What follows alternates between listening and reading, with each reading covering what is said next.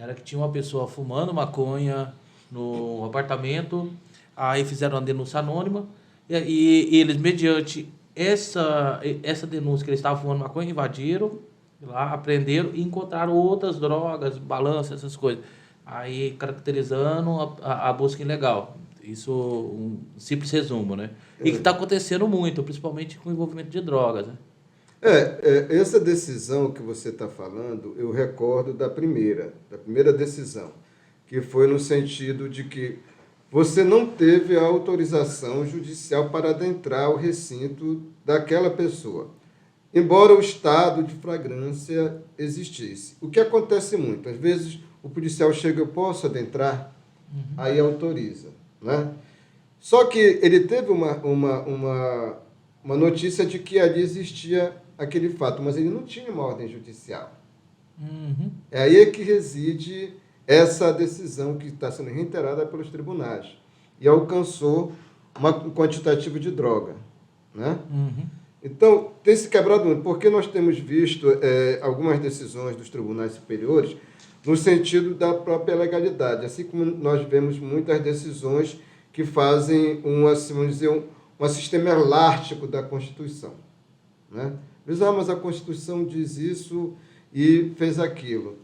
Malabarismo, na verdade. Para justificar. justificar. Flexibilizar. Porque a Constituição de 88 só vai se adequando aos fatos concretos, né? Pelas situações que vinham. Então, a gente vê essa flexibilidade, mas também a gente vê muito essa situação. Por exemplo, é uma invasão de domicílio. É a mesma coisa, olha, se a notícia é de que é neste apartamento, né, e se estendeu ao outro, embora não tenha uma ordem judicial para isso, ou às vezes não tem nem a circunscrição. Tá? Eu não vou sair daqui de Belém lá do comércio, por exemplo, de uma seccional do comércio, para vir cometer uma atividade aqui no Augusto Montenegro, já circunscrição de Encoraci. Sim. Invadir, etc., né, para poder obter uma prova. Isso é, inclusive, os meios de obtenção de provas, que é também mais complexo ainda, mas o que importa mesmo é o princípio da legalidade. Então, os tribunais superiores, eles estão se unindo nesse sentido, de unificar o entendimento, o que era do STJ, o que era de outras cortes menor, nas 27 cortes no país, e unificar para tranquilizar mais, dar uma paz social de qualquer forma. Então, isso é importante. É interessante, porque essa questão do flagrante que as pessoas, teoricamente, que nas apreensões ocorre, a gente está vendo muita derrubada delas, né? O que você está sentindo algum posicionamento diferente dos tribunais? Porque não só nesse sentido, mas a pessoa estava numa postura suspeita, aquela subjetividade do policial, da autoridade policial. Aí a gente tem visto também que está sendo derrubado, e não era uma coisa que ocorria, né? Não, mas é justamente isso. Olha, você sai daqui do seu programa, aqui do seu ambiente, vai até a sua casa. Pode ser que no meio do caminho você veja uma viatura da PM revistando os cidadãos. Alguém está de bicicleta, sem camisa e tal, sob atitude suspeita. Isso. Isso é inconstitucional, não existe isso. Tá? Eu vou te revistar porque você está em uma atitude suspeita, porque você é um negro, porque você está sem camisa, você... Teoria do etiquetamento. Então, não é. Ele tem que ter um fundamento lógico, empírico, intrínseco na situação para ele poder abordar a pessoa. Não vai sair abordando a pessoa. É a mesma coisa que, olha, eu vou revistar seu carro. O carro faz parte do meu patrimônio, né?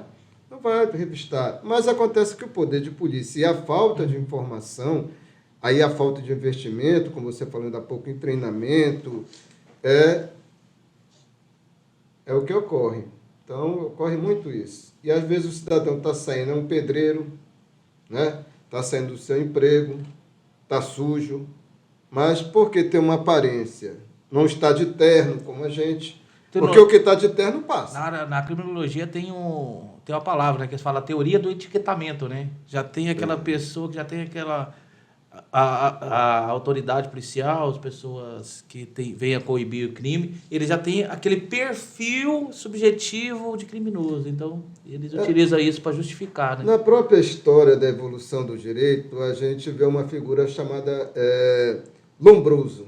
Isso. Né? O nome Lombroso olha, fulano tem um aspecto lombroso, porque ele estudava a pessoa, o ser humano, pelas suas características. Se ele tivesse a orelha grande, o nariz maior, a cabeça fosse mais larga, ele tinha uma pretensão ao crime maior do que aquele que é branco, que é bonito, que tem olhos claros, etc. Então, mas o estudo dele isso foi muito importante, né? Apesar que a gente sabe que não é eficaz hoje, mas ele foi muito importante esse estudo do Lombroso para tentar criar métodos científicos para a identificação do crime, né? Agora, é a evolução histórica, né? Nós vivemos de uma evolução onde era castigo. Né? Hoje a prisão seria ressocializar, embora não aconteça, mas nós tivemos essa evolução. O que tu acha dessa palavra? Ressocializar se a pessoa nunca foi socializada?